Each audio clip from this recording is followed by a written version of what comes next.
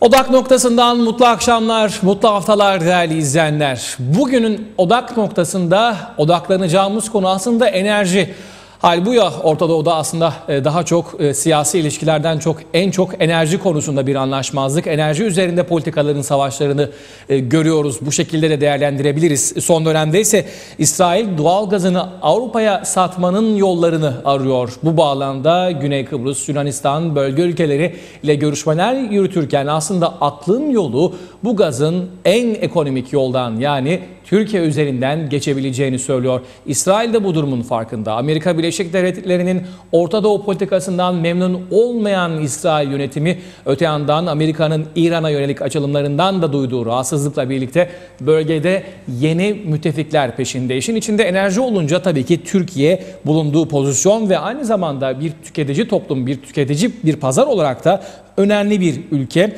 Öte yandan Suriye'de devam eden iç savaşta İsrail'in de güvenliğini etkilemeye başladı. Bu bağlamda bakıldığında yeni ittifaklar, enerjinin pazarlanması noktasında aracılar oldukça önemli. Bu noktada Türkiye'nin yıldızı her geçen gün daha da parlıyor. İşte bu noktada bugünlerde Türkiye-İsrail ilişkilerinde bir normalleşme süreciyle ilgili somut adımların ortaya çıkması gündemde. Aslında uzun süredir belki de kamuoyuyla paylaşılmayan önemli görüşmeler olduğunu öğreniyoruz. Bu bağlamda da Türkiye-İsrail ilişkilerinde enerji maddesi çok önemli bir nokta. Sadece Kıbrıs'ın güneyinde ve bölgedeki enerjiyi değil, aslında yani Kıbrıs'ın açıklarındaki enerji konusunu değil, bölgeyi de değerlendirmekte fayda var. Türkiye-Rusya krizinden sonra Türkiye enerji arz güvenliği noktasında yeni kaynaklar bulmak durumunda. Bu bağlamda Katar, Azerbaycan, şimdi İsrail ve yine bazı ülkelerle görüşmeler yürütülüyor. Peki bu bölgeyi nasıl etkileyecek? Bu bağlamda bu paradoksun içinde Kıbrıs hangi noktada? Kıbrıs görüşmelerine bu durum nasıl etkiler? Öte yandan Güney Kıbrıs'ın Yunanistan, Mısır ve İsrail ile yürüttüğü anlaşmalar ne olacak? Bu sorulara yanıt bulmaya çalışacağız. Kiminle? Çok değerli bir konumuz var. Hemen kendisini takdim edelim. Orta Doğu Teknik Üniversitesi Kuzey Kıbrıs Kampüsü Petrol ve Doğalgaz Mühendisliği Koordinatörü Profesör Doktor Sayın Salih Bey ile beraberiz. Sayın Salih Saner, hoş geldiniz efendim. Hoş bulduk. Nasılsınız? Bütün izleyicilerimizi saygıyla selamlarım. Hoş geldiniz diyelim. Konu karışık, çok bilinmeyenli bir denklem.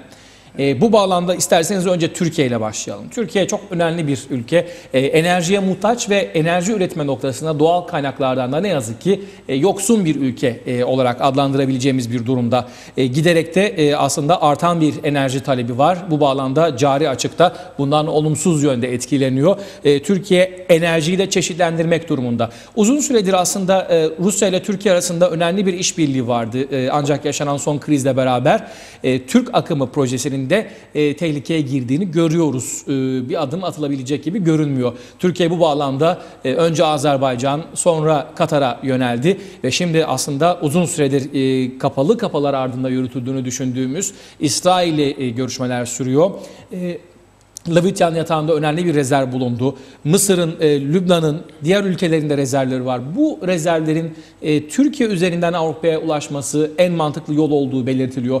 Yaşananlarla beraber gerek Türkiye-İsrail yakınlaşması, gerek Türkiye-Rusya yakınlaşması, bu enerji döngüsünü, bu enerji dengelerini konuşmak isteriz bu programda. Tabii ki Kıbrıs bu işten, Kıbrıs sorunu nasıl pay alacak, bunu da merak ediyoruz ama dediğim gibi isterseniz önce Türkiye ile başlayalım. Türkiye-Rusya krizi bölgedeki enerji dengeleri nasıl değiştirdi efendim? Evet, ben bir giriş yapayım isterseniz Rusya meselesine gelmeden önce. Petrol veya gaz, özellikle sıvı petrol sadece bir enerji ürünü değildir. Tabii ki enerji günlük hayatımızı direkt olarak etkilediği için bizim için çok önemli enerji meselesi. Bu enerji sorununu da çözecek başka bir madde hala daha petrolün yerine keşke alabilse diyoruz biz petrolcüler. Çünkü o zaman ben petrolü diğer ürünler için kullanabileceğim. Yani yakmaktansa bugün elinizi attığınızda neye dokanırsanız her şeyde, elbiseden tutun her yerde petrol kullanılıyor. Bu ürünleri, petrokimya ürünlerini elde etmek için. Dolayısıyla petrol çok önemli bir madde. Keşke bu yenilenebilir enerji konusunda bir aşama yapılsa da biz de petrolü diğer petrokimya ürünlerinde kullanabilsek. Şimdi ne olacak ileride? Evet, bu yenilenebilir enerji çalışmaları bir miktar petrolün yerini almaya çalışacak ama ben o kadar da ümit var değilim, alamayacak. Gene de bizde insanlığa zarar veren bir ürün olan nükleere gidilecek belki de. Yani o da zararlı bir madde. Tabii burada gözeteceğimiz ne elde ediyoruz, ne kaybediyoruz ve bunu en iyi şekilde, en sağlıklı şekilde, güvenilir şekilde nasıl yapabiliriz? Dolayısıyla enerji kaynağı olan petrol bugün hayatımızdan çıkamıyor, çıkamaz. Daha 100 sene daha biz bağımlıyız, petrole bağımlıyız. Burada ülkeler dikkat ederseniz anlaşmazlıklarda direkt olarak petrol lafını kullanmıyorlar. İşte şu petrol benim, şu petrol senin falan diye onun üzerine kavgalar olmuyor direkt olarak. Hiç petrolün ismi bile geçmiyor ama daima bunun geri planında petrol vardır. Şüphesiz. İşte Irak'a demokrasi götürülmesinin arkasında petrol var. Demokrasi gelmedi ama petrol işletiliyor. Evet. Efendim her dereye bakarsanız bu. Burada en son günümüzde Doğu Akdeniz'de olan olaylardan biri de Rusya ile Türkiye arasında bir sorun çıkması ve Türkiye'nin İsrail'le yakınlaşma ihtiyacı hissetmesi.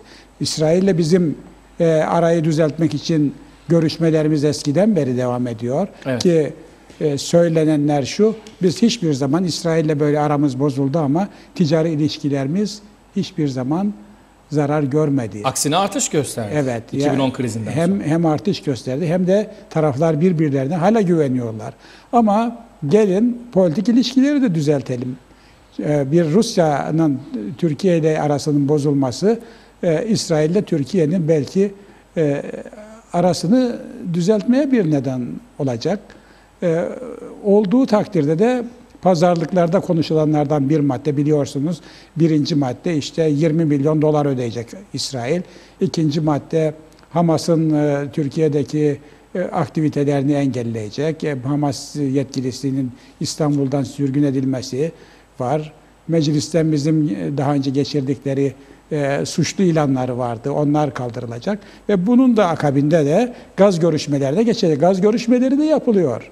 Eskiden beri yapılıyor. Yaklaşık 1,5 yıldır çok ciddi bir çalışmanın olduğu belirtiliyor. Şimdi bu alternatifler içerisinde İsrail gazı başka bir alternatif üzerine daha çalışıyorlardı. Özellikle Güney Kıbrıs Rum yönetimi yani düşmanımın düşmanı benim dostumdur politikasını hiç bırakmıyor Güney Kıbrıs.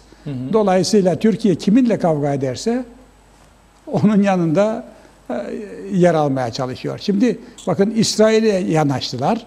İsrail'le dostluk kurdular. Gel İsrail'in gazını Kıbrıs üzerinden Girit'e götürelim. İşte o çalışmalar yapıldı. Baktılar olmuyor. İsrail gazını Kıbrıs gazıyla beraber Mısır'a satalım. Onu yapacaklardı. Bu sefer o da olmadı. Biliyorsunuz yeni bir anlaşmazlık söz konusu. Mısır'la İsrail arasında bir uluslararası ticaret odasının İsrail'e, Mısır'a kestiği bir ceza var. İsrail'den gaz alıyorlardı biliyorsunuz. Mısır'dan İsrail gaz alıyordu. Bu Arap Baharı ile aksadığı için İsrail zarara uğruyor. Bunu mahkeme kararıyla 1,76 milyar dolar bir mahkeme kararı var. Ve bunun üzerine Mısır çok bozuluyor bu olaya ve diyor ki bundan böyle diyor İsrail'le ben hidrokarbon meselesi konuşmuyorum, görüşmeyeceğim. Yani daha bu oluşmadan daha bozulmuş durumda. Evet. Yani İsrail ve Kıbrıs gazını toplayıp Mısır üzerinden satacaklardı. Orada sıvılaştırma tesisleri de var. Bu daha oluşmadan bozulmuş. Yani şimdi bunlara geleceğiz ama ben Türkiye'den bilhassa başlamak isterim. Çünkü Türkiye, bölgesel bir toplama merkezi gibi. Tabii, yani, Türkiye bu Kıbrıs ve bölgesine geri geçeriz. Evet. Türkiye'nin pozisyonu çok önemli. Yani şu an itibariyle ekrana getirdiğimiz haritaya da bir bakalım. İsterseniz aynı zamanda biz de bakabiliriz buradan. Türkiye'nin pozisyonu önemli. Şimdi bakın halihazırda hem İran'dan hem de Azerbaycan'dan tedarik gerçekleştiriyor Türkiye. Bir de Rusya'dan mavi akımla enerji temin ediyor. Önemli bir oran %55'ini doğalgazda %55'ini kullanıyor. Rusya'dan temin ediyor Türkiye. Geriye kalan hemen sol tarafta da görüldüğü gibi İran'dan %18, Azerbaycan'dan %12'lik bir doğalgaz temini. Diğer ülkeler ise %10'un altında. Doğalgaz tabii önemli bir enerji ama elektrik üretiminde de Türkiye'de ön plana çıkan bir aslında envanter. Bu bağlamda doğalgaz pek çok şey demek oluyor. Üreten bir ülkenin can damarı, petrolden çok daha en azından önemli şu an itibariyle. Ancak Türkiye ve Rusya arasında yaşanan krizin ardından ortaya çıkan haritada planlanan Türk akımı da Rusya üzerinden gelecek olan akımda tehlikeye girmiş gibi görünüyor. Türkiye de bunun için bir önlem almak durumunda. İran üretiminde bir artışa gitmeyeceğini, Türkiye satışta daha fazla bir artışın söz konusu olamayacağını belirtiyor. Azerbaycan'dan bir artış olabileceği haberi geldi. Ancak Türkiye bir Katar hamlesi yaptı Azerbaycan'la beraber ve yine başka ülkelerden taşıma yöntemiyle belki Katar'la bir boru hattıyla söz konusu olabilirse bir temin söz konusu oldu ama burada İsrail ön plana çıkıyor şimdi. Bu projeye belki Kıbrıs üzerinden, belki de doğrudan Mersin ya da Adana üzerinden TANAP projesine de bağlanabilecek bir hat oluşabilir mi? Bunları merak ediyoruz. Hocam bu tabloyu biraz bize yorumlayabilir misiniz? Burada İsrail gazını da Türkiye'ye bağladığımız takdirde bir kaynak daha elde etmiş oluyoruz. Evet. Sadece tabii ki yapılacak olan anlaşmalarda bu gazın Avrupa'ya sevki için mi Türkiye'ye verilecek yoksa Türkiye'de kullanımı için mi? Bunlar biliyorsunuz hep anlaşma maddeleridir. Evet. Yani İsrail ben bu gazı Avrupa'ya satıyorum derse yine Türkiye üzerinden gidecek. Türkiye'nin de bundan bir geliri olacak muhakkak. 2'ye 1. Evet. 2 Avrupa'ya 1 Türkiye şeklinde konuşuluyor. Şimdi biz oradan bir avantaj elde edeceğiz. Ve hatta ben şunu da söyleyeyim. Değil İsrail gazı, Kıbrıs gazı da buna mahkumdur. Mısır gazı da belki ileride buna bağlanacaktır. Evet. Mısır'ın daha fazla bulguları olursa ki en son buldukları çok büyük bir gaz yatağı, doğrudur, zoğur sahası. Dolayısıyla Mısır'ın da buna bağlanması söz konusu. Lübnan'ın ümitli bir sahaları var, buluruz diyorlar. Evet. Onlar da bulurlarsa onlar da buna bağlanırlar. Bölge oldukça aktif bir gaz bölgesi. Yani o duruma gelmiş durumda zaten. Evet. Şimdi buradan Rusya ile aramızın bozulmasıyla işte Rusya gazı keser mi? Şu an için öyle bir şey yok. Rusya gazı kesmiyor. Evet. Ama Türk akımı içinde bir tehlike doğdu. Acaba taraflar şimdi bu Türk akımıyla devam edecekler mi? İki tarafın da menfaati var. Bu tek taraflı bir menfaat değildir. Türkiye'nin menfaati değil. Bakın bir önceki haritanın başında Anadolu Ajansı'nın haritasıdır ki Türkiye kadar Rusların da enerjide Türkiye'ye bağımlılığı var. Çünkü Türkiye en büyük ikinci pazar hali hazırda. Bir de bir istasyon görevi görüyor. Bütün belki de bölgesel enerjinin toplanacağı doğalgazda, yarın bu petrolle. Bir de tabii Irak'tan temin edilecek doğalgaz da var. Bunu da ekleyebiliriz TANAP projesine. Türkiye bu bağlamda giderek bir toplama merkezi şeklinde enerjinin toplandığı bir merkez haline geliyor. Bu da tabii ki enerjide dışarıya bağımlı olan Türkiye'nin faturasını cari açık noktasında belki biraz daha düşürebilir. Burada şuna değinelim. Rus gazı meselesi çok uluslararası boyutta bir mesele. Yani Rus gazına siz Türk akımı diye bir hat daha çekiyorsunuz ama Batı Rusya'yı cezalandırmak istiyor. Evet. Rusya'dan petrol almak istemiyor. Ukrayna'ya olan meseleden dolayı, aralarındaki savaştan dolayı. Ambargo. Dolayısıyla Rus gazına karşı alternatifleri Rusya'ya söylüyorlar, işaret ediyorlar. Yani sen şöyle yaparsan biz senin gazını almayız diyorlar. Türkiye üzerinden olmuş veya Ukrayna üzerinden olmuş. Avrupa Rus gazına biraz temkinli davranıyor. Alternatif nedir? Alternatif de İran gazıyla Katar gazıdır. Alternatif olabilecek gaz sahaları. Tabii bunların yanı sıra bunlar çok büyük sahalardır. Rus gazı dünyanın en büyük gazıdır. 1700 trilyon kübik fittir Rus gazı. İran gazı 1100 trilyon kübik fittir. Katar gazı 1000 trilyon kübik fittir. Yani İran'la Katar'ın toplamı 2100 trilyon kübik fit yapar. Yani Rusya'yı geçer ikisi birlikte. Evet. Dolayısıyla alternatifler konuşuluyor. Acaba Katar gazını, İran gazını Avrupa'ya biliyorsunuz. İran'la da ara düzelmeye başladı. Avrupa'nın arası düzeltilmeye başladı. Katar'dan da o proje konuşuluyor. Katar sıvılaştırma tesislerine büyük yatırım yaptı. O sıvılaştırma yoluyla da satıyor biliyorsunuz. Evet, şimdi şu anda Türkiye Katar'dan gaz alırsa sıvılaştırılmış gaz alırsa. Dolayısıyla yani İran'la Katar gazı alternatif olunca Rusya rahatsız oluyor bundan. Bunların yapılmasını istemeyecek büyük ihtimalle. Kendisi piyasaya gaz satamayacak. Rusya'nın işine gelmez. Rusya bu agresif olacak, daha fazla saldırgan olacak. Her taraftan ambargo koyduğunuz takdirde satamazsa, yarın maaşları ödeyemez duruma gelirse daha çok saldırgan bir politika izleyecek. Bu saldırganlıkta da tabii karşısındaki yem bizim olmamamız lazım muhakkak. Dikkatli davranmamız gerekir. Evet. Diye düşünüyorum yani. Peki şimdi bu bölge enerji çeşitliliği noktasında Türkiye'nin bir istasyon olması önemli. Biraz da İsrail'le dönelim isterseniz. Leviathan yataklarında bulunan doğalgaz rezervinin karşılığına bakmak gerekir.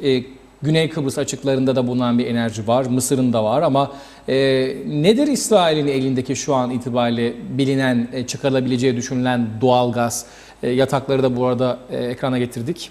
Şimdi İsrail'in elindeki toplam bu bölgede gördüğünüz bölgedeki Kıbrıs'ı da dahil edelim. Kıbrıs'la beraber 38 trilyon kübik fittir. 38 çok düşük. Yani dünya rezervleri içerisinde 0.5 %0.5. İki ülkenin altını çizelim. Güney Kıbrıs ve evet ve İsrail birlikte çok düşük. Yani Mısır'ın zaten vardı daha önceden bulunmuş gaz sahaları. Mısır'ın 70 trilyon kübik fitlik gaz sahası vardı. Ama Arap Baharı ile her şey alt üst oldu. Şimdi en son 30 trilyon kübik fitlikte bir Eni şirketinin bulduğu saha, Zohr sahası söz konusu. Evet. Ve yeni baştan bunlar üretime geçecekler tabii Mısır'dan. Şimdi burada küçük dediğimiz zaman büyük boyutlarla mukayese ediyoruz. Yani çok büyük Rus gazı, çok büyük İran ve Katar gazıyla mukayese ediyoruz ama parasal değerleri çok yüksek yine de bunların da. Hatta Mısır'ı da koyduğunuz takdirde bizim İsrail'le Kıbrıs'ın 38 trilyon kübik fitti demiştik. Mısır'ın da işte bir 100 trilyon kübik fit, 100 trilyon kübik fitlik bir rezervi var, yapıyor. 138 bulunacak olanlar da var, onu söyleyelim. Yani daha hem Güney Kıbrıs'ın, hem Mısır'ın, hem İsrail'in ve hem de Türkiye ile Kıbrıs arasındaki sahalardan gaz bulma ihtimali yüksek. Dolayısıyla ileride bölgeden daha fazla gaz üretilebilecek. Hiçbir zaman da benim tahminim, bütün yapılan iyimser tahminler, Amerikan Jeoloji Dairesi'nin yapmış olduğu tahminlerde tümünü onların tahmin ettiği kadarını da bulsak hiçbir zaman bir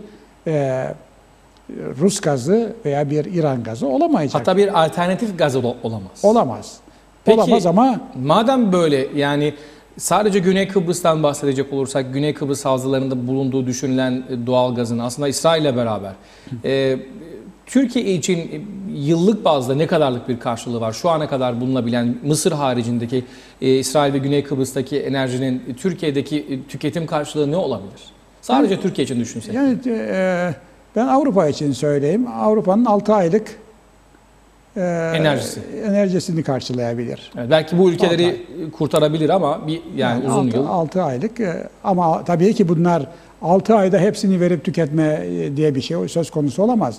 Bunun bir akış hızı olacak. Yani üretip hattan Avrupa'ya gönderilmesinin hızı vardır ki o da yıllar sürebilir. Şimdi bir şey daha burada değinelim. İsrail bulduğu gazın %40'ını ihraç etme yetkisi aldı meclisten. Hı hı. Evet. Yani tümünü ihraç etmeyecek. Kendi gelecek nesilleri için saklayacak. Kararları öyle. Hepsini satmayacak. Evet. Ama miktar önemli bir miktardır. Önemli bir miktardır. Dediğim gibi hiçbir zaman bir Rus gazı veya bir İran gazı, bir Katar gazı olamayacak. Olamayacak ama gittikçe de gelişecek, büyüyecek.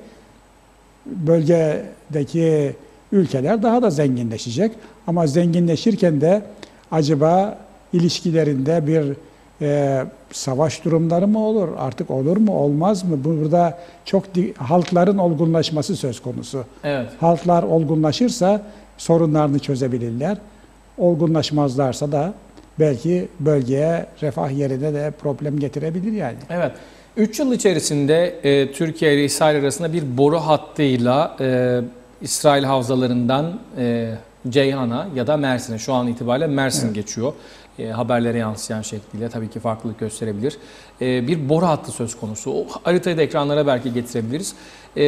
Şimdi akıllara tabii şöyle bir soru geliyor. Neden işte Kıbrıs, Mısır, İsrail'i bir araya getirip bu enerjiyi Kıbrıs üzerinden belki su projesinin beraberinde ya da ayrı bir şekilde bu değil bir başka haritamız vardı. Deniz üzerinden geçen bir harita. Bu şekilde ulaşmıyor. Evet, bu harita. Evet, bu bir şekilde düşünüyor. Neden deniz üzerinden Leviathan'dan çıkan doğalgaz Ceyhan'a ya da Mersin'e ulaşsın sorusu akıllara geliyor. Bunu nasıl yanıtlayabiliriz? Şimdi buradaki bu çizilen hat en akılcıl olan bir hat. Direkt Kıbrıs Afrodit sahasında bağlayabilirsiniz. Onlar istemezlerse bağlanmadan da bu hattı bence şeye koyabilecekler yani. Yapabilecekler. Nasıl yapacaklar? Tabii politik durum. Bakın boru hattı çıkıyor. İsrail münhasır bölgesinden çıkıyor. Kıbrıs'ın münhasır bölgesine giriyor ve devam ediyor. KKTC açıklarından işte Türkiye münhasır ekonomik bölgesine geçiyor. Burada bu mümkün mü değil mi? Yani Güney Kıbrıs'ın münhasır bölgesi, Güney Kıbrıs, Kuzey Kıbrıs diye düşünmezseniz bunu Kıbrıs Cumhuriyeti'nin münhasır bölgesi derseniz Kıbrıs Cumhuriyeti'nin de bugünkü Türkiye nazarındaki karşılığı veya devamı Kuzey Kıbrıs Türk Cumhuriyeti'dir. Ona dayanarak Türkiye Cumhuriyeti Kıbrıs'la arasındaki münhasır ekonomik bölge sınırını çiziyor. Yani KKTC ile bu sınırı çizebiliyorsa Türkiye Cumhuriyeti ve aynı zamanda gidip de tam Afrodit sahasına kadar olan bölgelerde Türkiye petrollerine ruhsat verebiliyorsa bu hukuki duruma dayanarak yani Kıbrıs Cumhuriyeti'nin devamıdır KKTC. Dolayısıyla ben KKTC ile bir anlaşma yapıp girerim bölgeye diye giriyor biliyorsunuz. O esasdan gidersek bu boru hattında Türkiye Cumhuriyeti yapabilir. Evet. Ama bu bir gerginlik politikasıdır. Yani şu anda biraz daha görüşmeler yatışmış durumda, görüşmeler devam ediyor. Hiçbir taraf oyun bozucu olmak istemiyor. Evet. Şöyle bir durum da var. Yani evet belki az önce belirttiniz Avrupa'nın belki 6 aylık enerjisini karşılayabilir. Güney Kıbrıs ve İsrail doğalgazı birleşip gelse bile şu an itibariyle ortaya çıkan durum itibariyle belki daha sonra yeni yataklardan yeni rezervler bulunabilir ama madem bu kadar küçük bir rakamsa yani en azından Avrupa'nın ihtiyacı noktasında sizce ne kadar rentable olabilir? Bir de bir boru hattı döşenmesi söz konusu. Bu birinci soru. İkinci soruysa taşıma yolundan daha mı ucuz bir maliyetli olur böyle bir boru hattı? Şimdi bakın ben Kıbrıs'ınki 6 aylık ihtiyacını karşılıyor dedim Evet. de. İsrail? İsrail'le beraber de hesaplayın, katlayın onu o zaman. 6 misli daha ilave edin. Her neyse. Şimdi burada sadece Kıbrıs'ın size sağlayacağı para ki düştü, bugün düşük tabii ücretler. Aşağı yukarı 40 milyar dolar olsa 40 milyar doların kaçta kaçını nereye verirsiniz? Üretim masrafları, boru hattı, şu bu. Dolayısıyla bunları gözettiğiniz zaman bu Kıbrıs gazı Girit üzerinden Avrupa'ya bağlanma hiç de feasible değil. Bir sonraki haritayı getirebilirsek ekranlara. 20 milyar evet. dolarlık bir bütçeye ihtiyaç var. onları yapmalar için. Evet, Şimdi o haritayı da ekranlara getirelim. Buna hat, alternatif olarak İsrail, Yunanistan, Güney Kıbrıs üçlüsü ve aynı zamanda bir de ayrı olarak Mısır, Güney Kıbrıs, Yunanistan üçlüsünün bazı projeleri var. O harita ekranlara getirebilirsek. Bu arada belirtelim izleyenlerimize, bu çizilen münhasır ekonomik alanlar bizim onayladığımız ve Türkiye'nin onayladığı bir alan değil. Bunu belirtmiş olalım. Yabancı kaynaklara ait veriler diyelim, görüşülen, haberlerde yer alan kaynaklardan biz de paylaşıyoruz. Şu an itibariyle evet, tam ortada Güney Kıbrıs'ın hemen altında ortada büyük bir kırmızı alan var.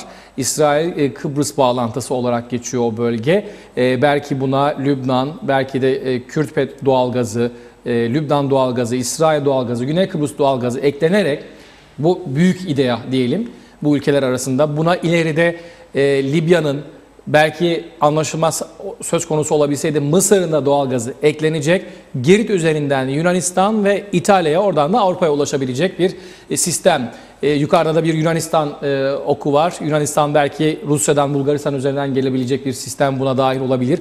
Böylesi bir alternatif, Türkiye'ye alternatif bir proje. Ancak bunun hocam size yorumlatacağız ama çok pahalı ve rentable olmayacak bir sistem olabileceği, güvenlik ve siyasi sorunlarla da karşılaşabilme riskinin büyük olduğu bir proje olarak değerlendiriliyor ki bu yüzden Türkiye üzerinden gidilmesi herkesin dilendirdiği bir konu. Bu haritayı, bu projeyi nasıl değerlendirirsiniz TANAP'a alternatif olarak? Bu 20 Girit'e kadar olan bu hat 20 milyar dolar.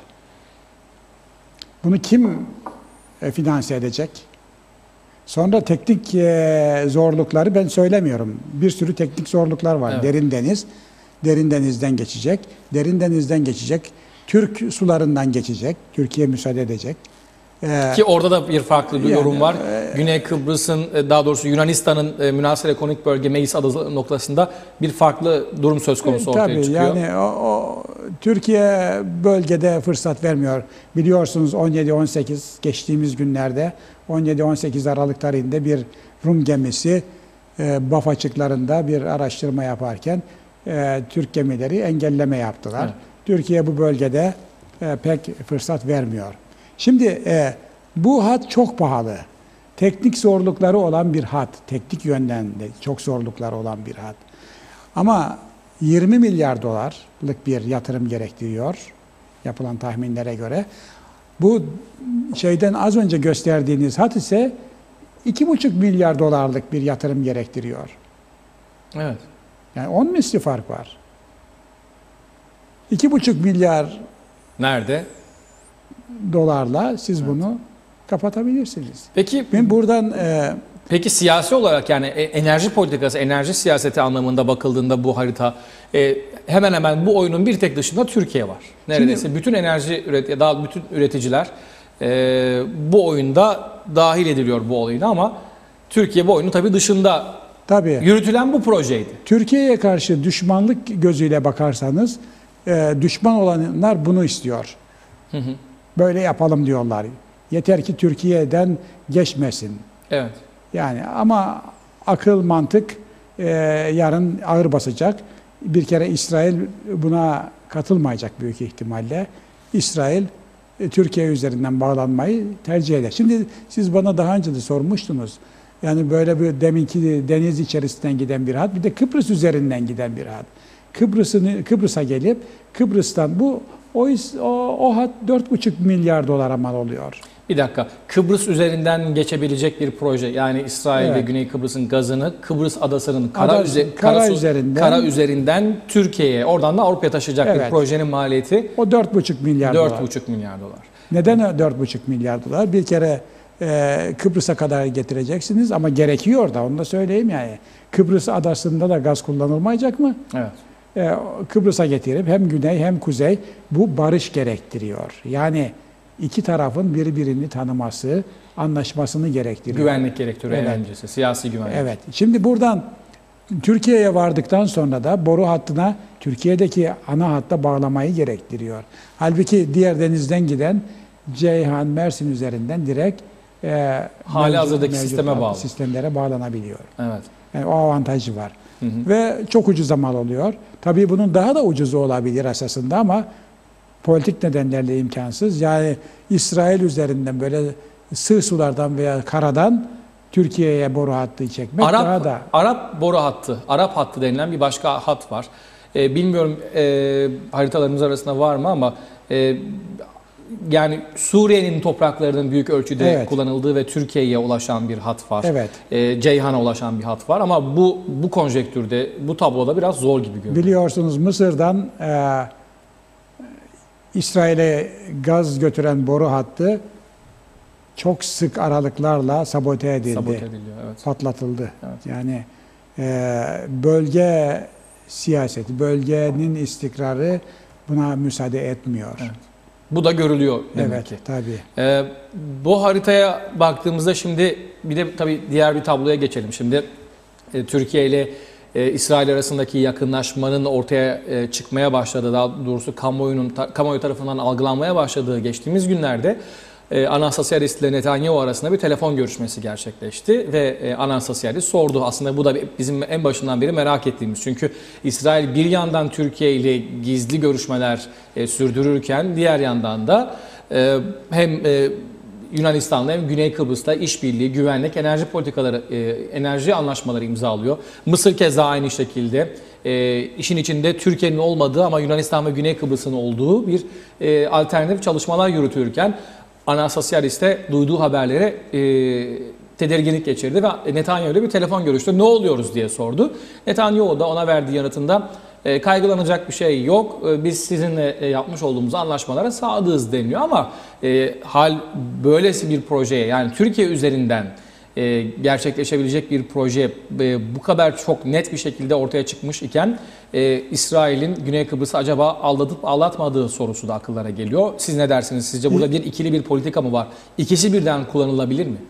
İsrail'le Güney Kıbrıs'ın yapmış olduğu somut bir anlaşma yoktur. Devamlı görüşüyorlar. Bir şey yapalım diye görüşüyorlar. Biliyorsunuz Mısır, Kıbrıs, Yunanistan üçlüsü de görüşme yapıyor ama ayrı ayrı İsrail'le beraber olmuyor tabii bu. Üçü ayrı konuşuyor. Hatta işte geçtiğimiz haftalarda yeniden bir toplantı yaptılar. Yani Rum basını kendileri bile dalga geçiyor. Gülücükler dağıtan fotoğraf çekmenin ötesine gitmiyor bu işler diyorlar. Tabii burada dediğim gibi düşmanımın düşmanı benim dostumdur görüşünden gidiyor. Mısır'da, Güney Kıbrıs'ta, Yunanistan'da birleşerek destek vereceğini söylüyor o projeye ama İsrail şimdi bu işten çekilmiş durumda.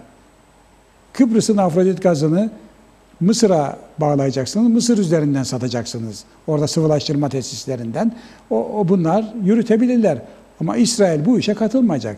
Ve devletler arası ilişkilerde dostluktan ziyade karşılıklı çıkar önemlidir. Siz de biliyorsunuz. Evet. Karşılıklı çıkar, benim çıkarım bunu gerektirirse ben bunu yaparım. Yeter ki politik durum müsait olsun. İşten bundan ibaret. Politik durum gergin bir politika güttüğünüz takdirde bir ülkeyle o da yani akılcıl projelerden sapmalara götürüyor. Akılcıl projeleri uygulamak için de akılcıl ilişkiler kurmak gerekir. Peki bir blöf müdür o zaman? Teknik olarak da soruyorum. Yani bir uzman olarak da sizce, çünkü iki projeyi siz teknik olarak da biliyorsunuz. Yani maliyetini de görüyorsunuz.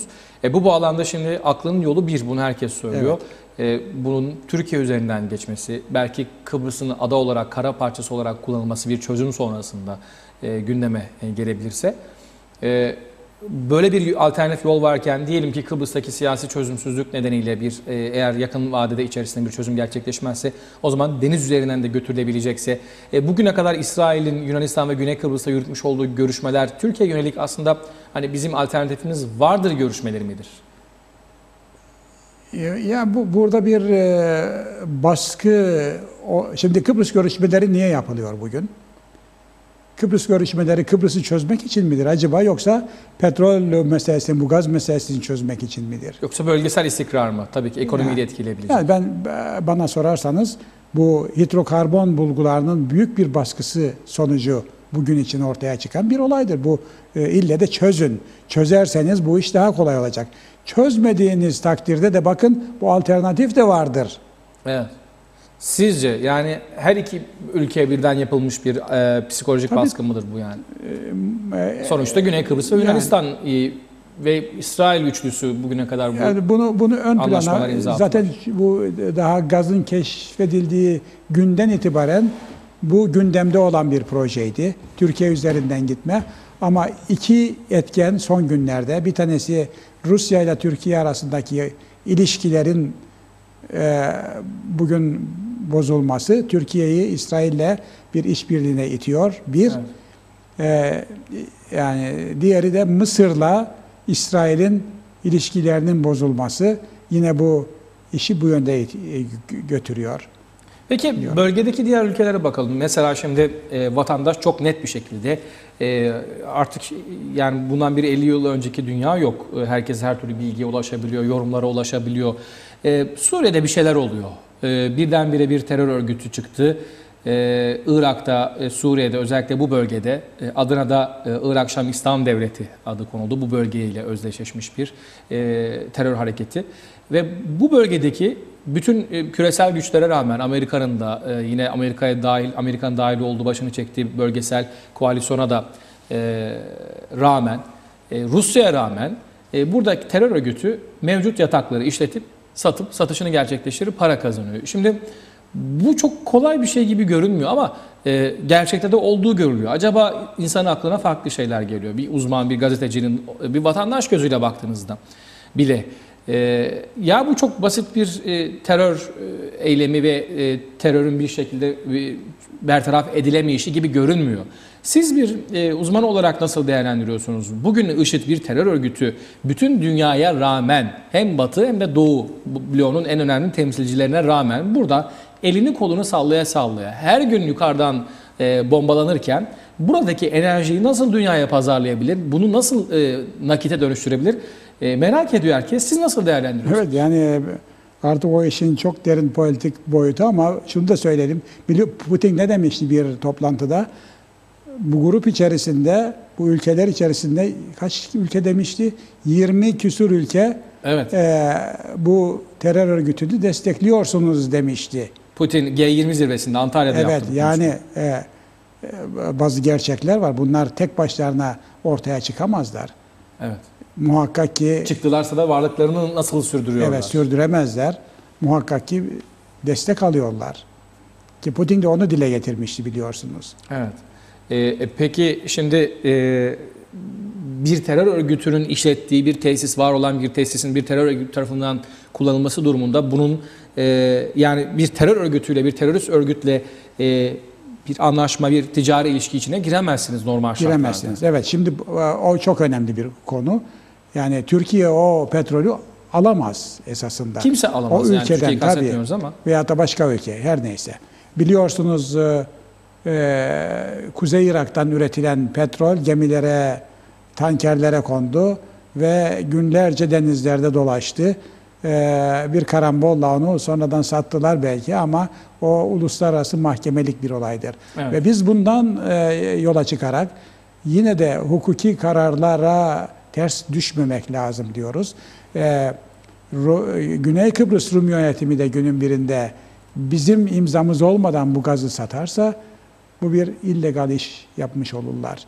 Tabii barış olmazsa, anlaşma olmazsa. Barış olursa onu bizim rızamızla yapacaklar. Bizim onayımızla bir anlaşmaya gidemediğimiz takdirde de onların tek başlarına bu gazı, hidrokarbonu satmaları da bunun da hukuki boyutları olacak. Evet. Peki Suriye'de önemli bir rezerv var mı değerli hocam? Suriye'de bugün Orta Doğu'daki bir pazarlık malzemesi haline geldi. Herkesin bir şekilde hak ettiği bir ülke konumuna geldi şu an itibariyle. Rusya evet belki askeri üsler ve Akdeniz'e açılma noktasında önemli bir bacağını oluşturduğu için önemsiyor Suriye'yi ama belki de Orta Doğu'daki dengeleri kendi lehine tutabilmek açısından ama öte yandan da işin içinde enerji de var gibi görünüyor.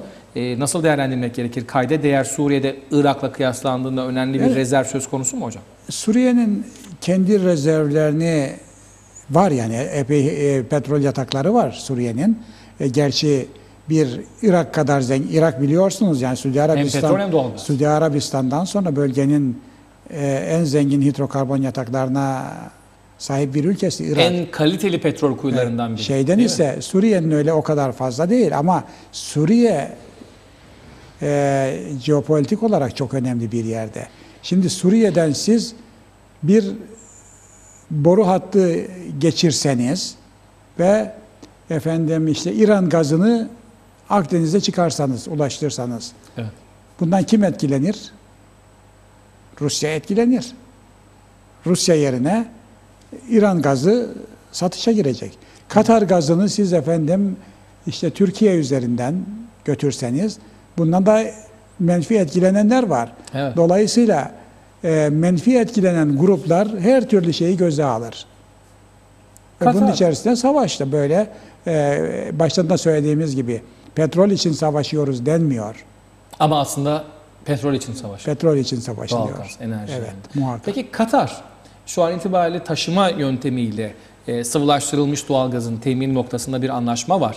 Ama su yüzüne çıktığı kadarıyla şu an itibariyle bunun bir kalıcı projeye, yani bir kara taşıma hattına, bir boru hattına dönüşebilmesi konuşuluyor. Böyle bir şey mümkün müdür Katar'dan Türkiye'ye bu kadar karışık bir Orta Doğu, bu kadar çok terör örgütünün cirit attığı bir bölgede hem siyasi yani bölgesel sorunlar anlamında bir de teknik açıdan düşündüğümüzde Katar enerjisi Türkiye ile bir istasyon olarak buluşabilir mi? Katar gazı nereden boru hattıyla nereye bağlanabilir? Bakın bir zamanlar bir savaş nedeni olarak görülmüştü. Evet. Katar gazını Kuzey Irak üzerinden ilişkiler yönünden bakıyoruz. Politik ilişkiler yönünden bakıyoruz. Kuzey Irak üzerinden Türkiye'ye bağlayabilirsiniz. Böyle bir hat oluşturabilirsiniz. Hı hı. İran gazını ise Güney Irak üzerinden Suriye üzerinden Akdeniz'e getirebilirsiniz. İşte dini, etnik gruplar, bilmem efendim yapıları, ülkelerin gözetirseniz İran gazı Güney Irak'la daha dost. Bağdat'la Evet, şu an itibariyle. daha dost ve oradan da Suriye ile daha dost. Dolayısıyla öyle bir hatla bağlanabilir. Şimdi bunlar ülkeleri ürkütüyor, birçok ülkeyi. Bu projeler. Yapılmasını kimse yani çok Rusya'ya da dokunur, başka ülkelere de dokunur. Dolayısıyla ötleri kopuyor bence bu projeler gerçekleşir diye. Evet. Türkiye'ye de dokunur. Şimdi İran gazının Güney Irak üzerine. Ama bunun hukuki boyutları nedir? Kuzey Irak'tan Katar gazını götürmeye kalktığınız zaman yani netice olarak hukuken Kuzey Irak'ta Irak'ın bir parçasıdır bugün için. Evet, tabii ki. Dolayısıyla Suudi Arabistan, Ürdün seçeneği var. Oradan İsrail belki İsrail'in bugünkü projesi, bugün İsrail Türkiye boru hattından bahsediyoruz deniz içinden. Belki bu ileride İsrail'den Katar'a uzanan bir boru hattına dönüşebilir Suudi Arabistan'ındaki aslında dengelere de bakın. Şimdi o haritayı aklımıza getirdiğimizde Katar, yani Suudi Arabistan, hemen ardından Ürdün, hemen yanında İsrail. Bu ülkelere bakıldığında bunların hepsi Amerika Birleşik Devletleri ittifakı içerisinde olduğunu görüyoruz. Bir de işin içine Türkiye girince böyle bir denklem ortaya çıkıyor yani, İran'a rağmen. Evet. Dediğim gibi bunların yapılabilmesi için de büyük mücadeleler gerekiyor. Bu mücadelelerin sonucunda da savaşlar da çıkıyor görüyorsunuz ve bölgeyi alt üst ediyor. Evet. Maalesef. Ama tabii biraz zor olmasına rağmen, dengeleri değiştirme ihtimali olmasına rağmen bazı projelerin dengeleri değiştirebileceği, konuşulmasının dahil bile dengeleri alt üst edebileceğini görüyoruz. Bugün aslında uzun süredir Rusya kriziyle bağlantısız bir şekilde aslında Türkiye zaten sürekli olarak enerji arz güvenliği noktasında çeşitliliği artırmaya çalışıyor. Bu bağlamda enerji çeşitliliğini de artırmaya çalışıyor. Doğalgazdan elde edilen, işte hidrokarbonlardan elde edilen enerjinin yanında buna alternatif enerji ve bir de nükleer enerji eklemek istedi Türkiye. Bu bağlamda tabii ki hidrokarbon, doğalgaz ve petrol rezervleri açısından da Irak, Azerbaycan, İran'ı, Rusya'nın yanında Katar'ı ve yine dışarıdan Nijerya, Cezayir gibi bazı ülkelerden de faydalanmaya çalışılıyor. Ama şu an itibariyle hali hazırda %55'ini doğalgazın, ki bunun büyük bir kısmı da elektrik üretimi için kullanılıyor, Rusya'dan temin ediyor. Yaklaşık 50 milyar metreküplük bir rezervden bahsediyoruz, bir ihtiyaçtan bahsediyoruz. Türkiye bunu bir şekilde bir anda kesemez. Rusya'nın da çok ciddi bir durum var. Son olarak da ona değinelim. Bugün petrol fiyatları 36,4 dolara düştü. Son 11 yılın en düşük seviyesi hocam. Evet. Bir de bize bu Brent baril fiyatlarını değerlendirebilir misiniz? Rusya'ya karşı bir ambargo olduğunu biliyoruz. Rusya'nın da ekonomisinin yarısından fazlasının petrol ve doğalgaz ithalatından, ihracatından elde ettiğini de biliyoruz. Bu bağlamda Rusya'yı etki altına almak için kullanabilecek en etkili silahlardan biri de enerji ithalatıydı Rusya'dan. Az önce bir bilgi düştü. Rusya'ya yaptırımların 6 ay daha uzatıldığı Kırım'dan kaynaklı olarak belirtildi. Bu da bir ek bilgi olarak hocam. Nasıl yorumlamak gerekir petrol fiyatlarındaki, emtia fiyatlarındaki düşüşler? Şimdi görüyorsunuz 150 dolarlara yükselen petrol fiyatı nerelere düşüyor? 36. Demek ki bu fiyata da işletilebilirmiş.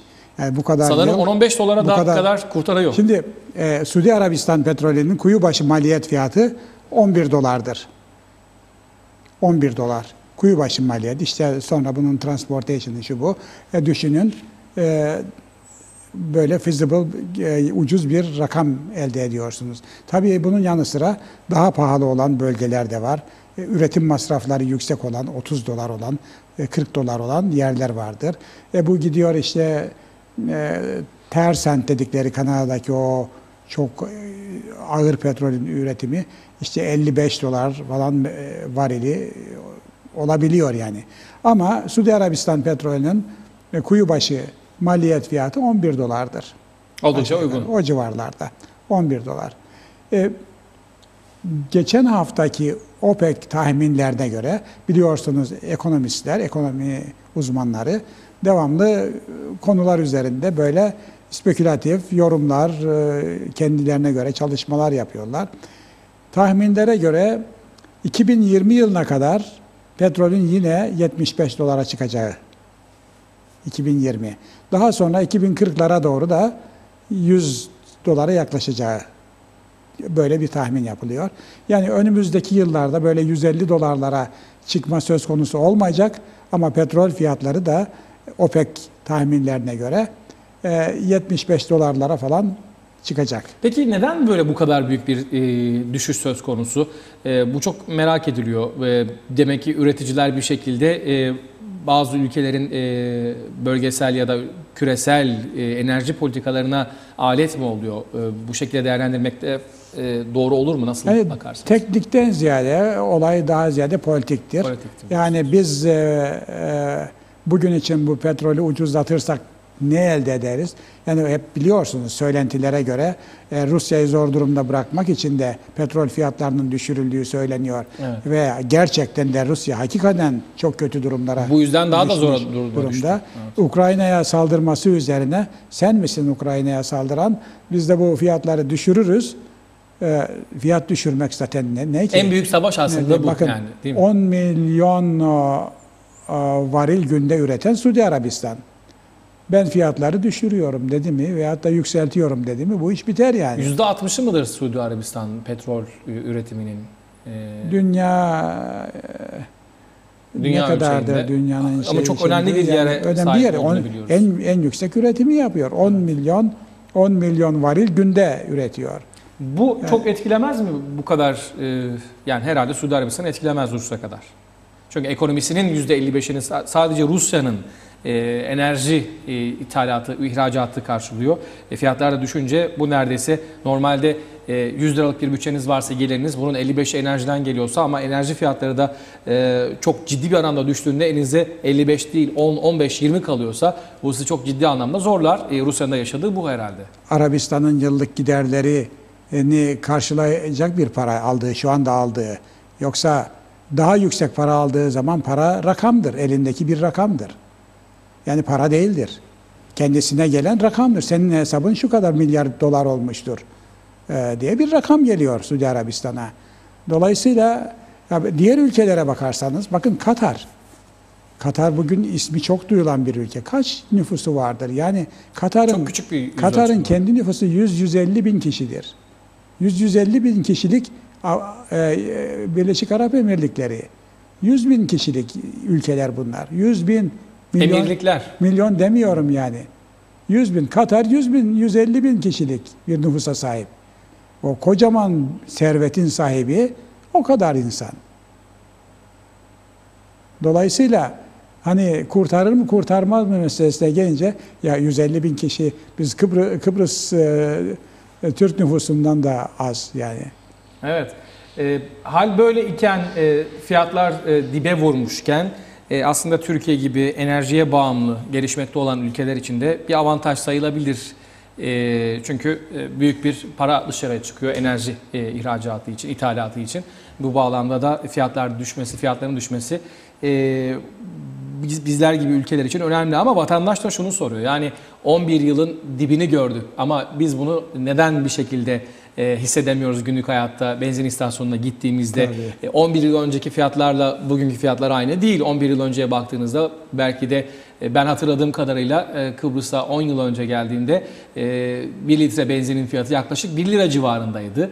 Şimdi geldik yıl 2015, fiyatlara bakıyoruz. Benzinin litre fiyatı 3.30'dan fazla. Yani çok muazzam bir fark bu. Demek ki yani petrolün imalatı için gerekli olan gider ve satış fiyatı günlük hayatta çok farklı. Bu da sorulur. Bunu nasıl yorumlarsınız? Vatandaş çok haklı. Evet. Bu kadar fiyat düştüğüne göre ama şunu söyleyelim yani hükümetler de açıklarını kapatmakta kullanıyor o farkı. Evet. Yani hiçbir zaman biz kârda olan devlet yönetimine sahip olmadık. Her zaman için açıktayız. Dolayısıyla bunu fırsat bilerek o açıkları kapatmaya çalışıyorlar kanaatindeyim. O nedenle halka da yansıtılmıyor. Dünyada da böyle miydi? Pek çok ülkede de fiyatlar bu kadar düşmüşken halihazırda yine özellikle akaryakıt satış fiyatları da sabit midir 3 aşağı 5 yukarı? Dünyada en pahalı petrol kullanan ülkelerden biriyiz. Evet. Türkiye ile beraber. Evet, yani Türkiye, olarak. Kıbrıs birlikte. Dolayısıyla yani kaça alıyorsun, kaça satıyorsun?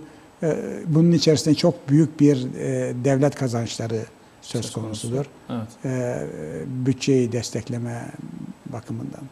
Evet, mesela bu çok önemliydi. Belki de bugüne kadar şu program içerisinde pek çok şey konuştuk. Enerji projelerinin TANAP'ı konuştuk.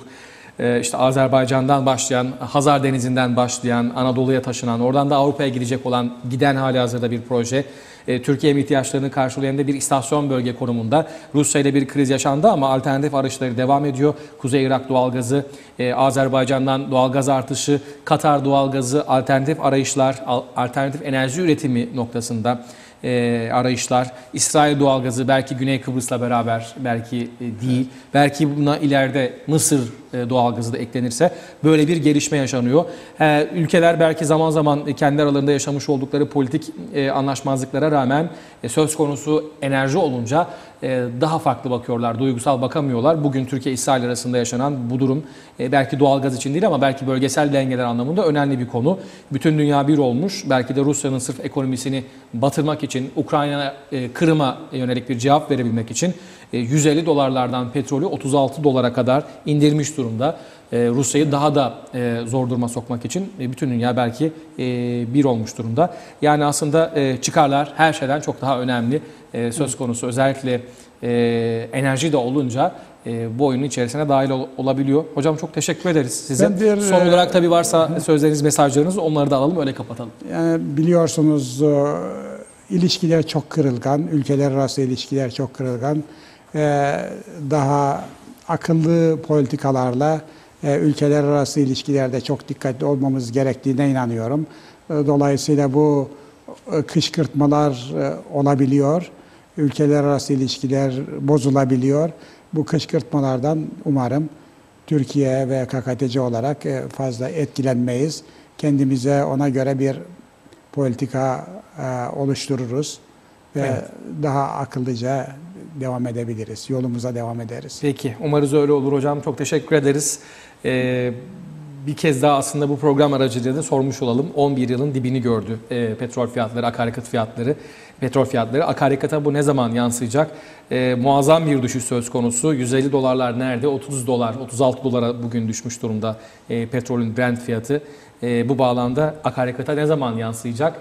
Burada tabii programın sonunda sormuş olalım. Yetkililerden yanıtını bekliyoruz artık. Elektriğin de otomatiğe bağlandığını biliyoruz ki bunun için de fuel oil kullanılıyor. Artık bakalım petrolde indirim furyası bir an önce harekete geçsin. Vatandaşın tabii diliyle biz de aktarmış olalım. Bize ayrılan sürenin sonuna geldik değerli izleyenler. Yarın saatler 16.30'u gösterdiğinde bir başka odak noktasında farklı bir konuya, farklı bir konukla odaklanırken görüşmek üzere. Hoşça kalın.